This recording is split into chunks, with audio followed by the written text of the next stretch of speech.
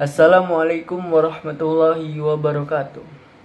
Perkenalkan, nama saya Raihan Guspa Tanjung dengan NPM 2421010042. Jadi, saya di sini akan mempresentasikan makalah yang berjudul Epistemologi Sumber-sumber pengetahuan. Jadi, yang pertama, pengertian epistemologi. Epistemologi berasal dari bahasa Yunani, yaitu epistem, yaitu pengetahuan, dan logos, itu ilmu atau kajian. Jadi secara umum, epistemologi adalah cabang filsafat yang mempelajari hakikat, sumber, batasan, dan validitas pengetahuan. Jadi sini ada sumber-sumber pengetahuan. Jadi sumber-sumber pengetahuan itu pertama ada empirisme, yaitu pengalaman indrawi. Yang kedua, rasionalisme, itu akal atau logika. Yang ketiga ada intuisi.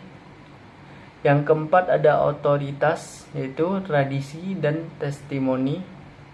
Yang kelima ada wahyu, yaitu sumber agama, dari sumber agama.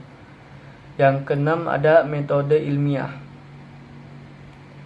Jadi metode ilmiah ini adalah cara memperoleh pengetahuan melalui observasi, hipotesis, eksperimen, dan verifikasi.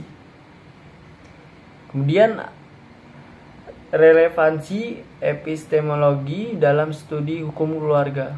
Jadi epistemologi berperan penting dalam memahami sumber-sumber hukum yang digunakan untuk menetapkan aturan-aturan dalam hukum muslim atau keluarga muslim, seperti pernikahan, perceraian, dan hak kewajiban suami istri, dan serta warisan. Kemudian sini ada sumber-sumber relevansi epistemologi. Yang pertama ada sumber sekunder.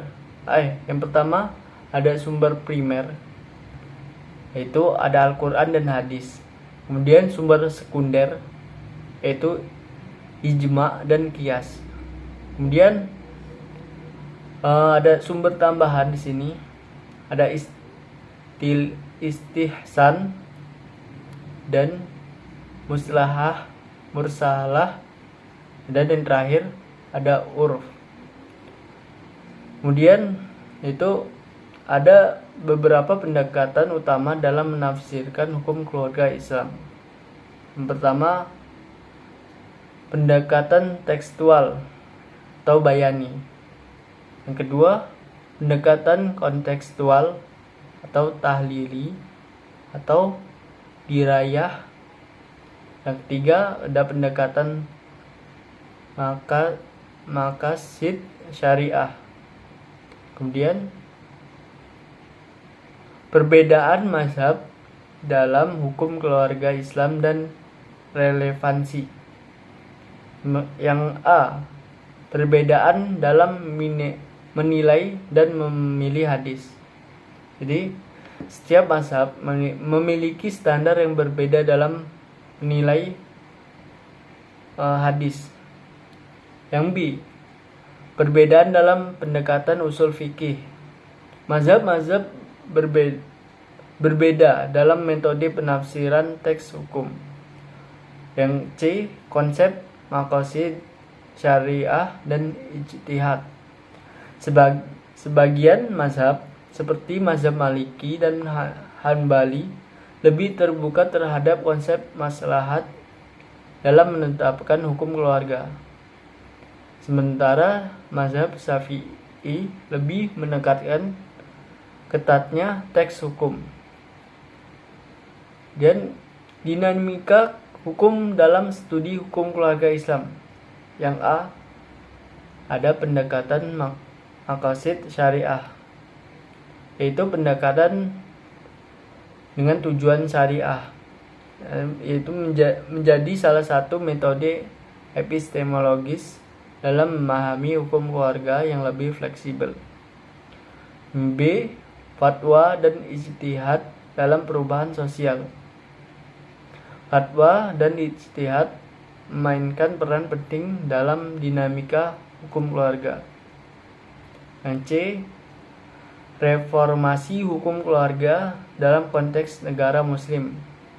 Itu banyak negara muslim telah mereformasi hukum keluarga mereka berdasarkan pendekatan epistemologi yang lebih kontekstual.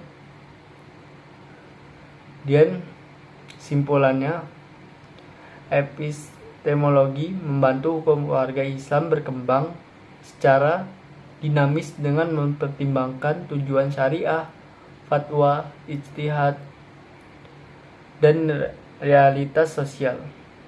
Mungkin itu saja yang dapat saya sampaikan. Bila ada salah, mohon maaf. Pada Allah mohon ampun. Saya akhiri. Wassalamualaikum warahmatullahi wabarakatuh.